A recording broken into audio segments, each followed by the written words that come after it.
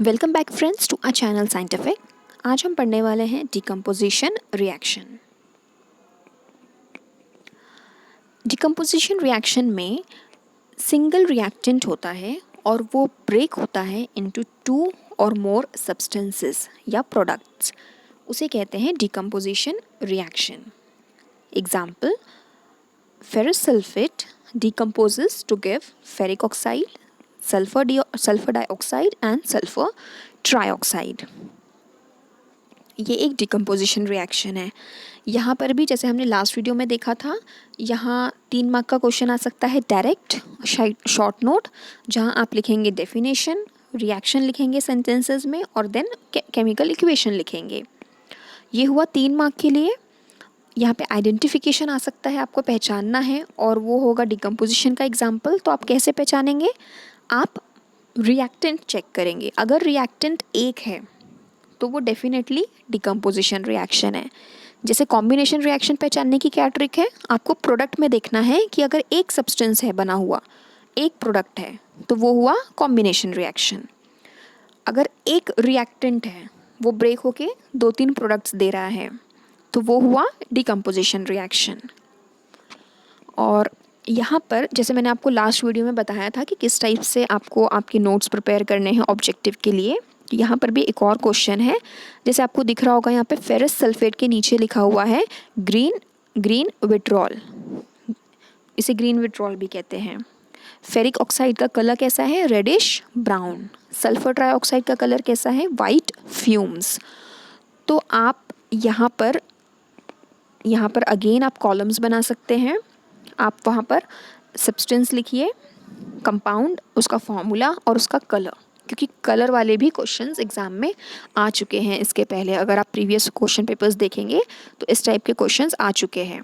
और अगर आप एक्सपेक्ट कर रहे हैं बहुत अच्छे आपको मार्क्स मिलने चाहिए, तो इस टाइप के नोट्स आपको बनाना ही पड़ेगा।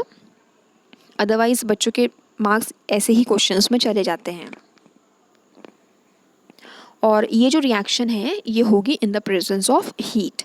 डिकम्पोजिशन रिएक्शन जो है उसे एनर्जी लगती है to break the reactant into products, क्योंकि ब्रेक डाउन हो रहा है तो अपने आप रखे रखे कोई चीज़ तो ब्रेक होगी नहीं ना, जब तक उस पर एनर्जी अप्लाई नहीं होगी।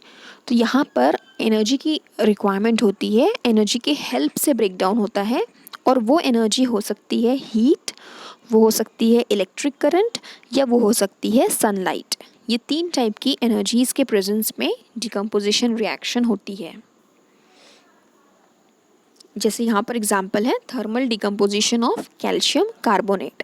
लाइमस्टोन जो है वो हीट के प्रेजेंस में डिकम्पोज हो रहा है, ब्रेक डाउन हो रहा है into calcium oxide and carbon dioxide. और यहाँ जो कैल्शियम ऑक्साइड बना उसे यूज़ किया जाता है टू मैन्युफैक्चर सीमेंट।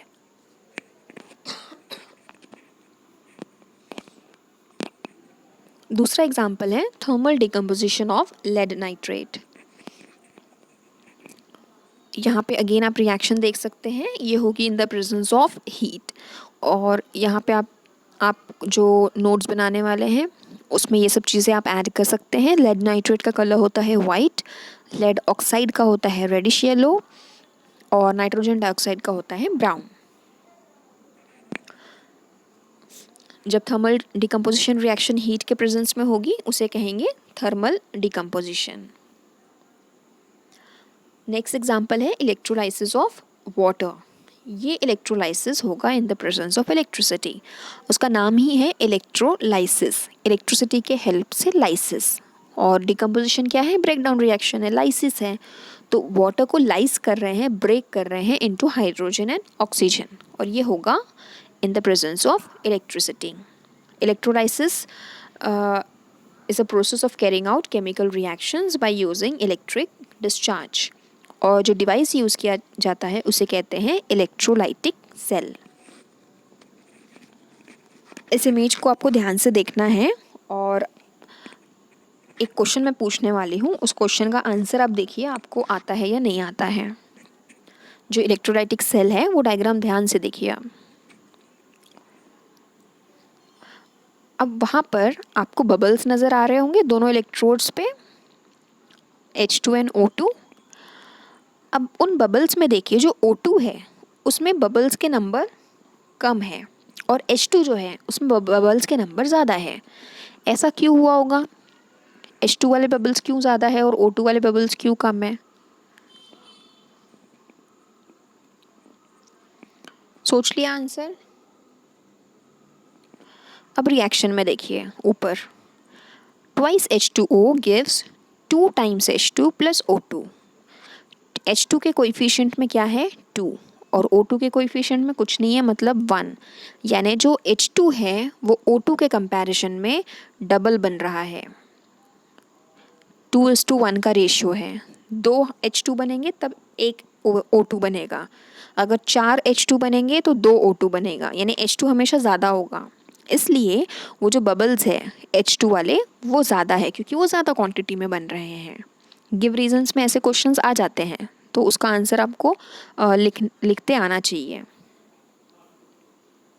नेक्स्ट है example, decomposition of silver chloride या फिर silver bromide in the presence of sunlight. ये सिल्वर क्लोराइड है, ये सनलाइट के प्रेजेंस में क्या होगा? ब्रेक हो जाएगा इनटू सिल्वर एंड क्लोरीन।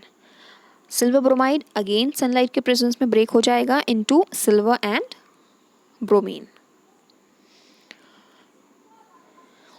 जो डिकम्पोजिशन है ऑफ सिल्वर ब्रोमाइड इसे यूज़ किया जाता है इन ब्लैक एंड वाइट फोटोग्राफी। ये इसका एक यूज़ है। मिलते हैं नेक्स्ट वीडियो में नेक्स्ट टॉपिक के साथ, तब तक के लिए थैंक यू।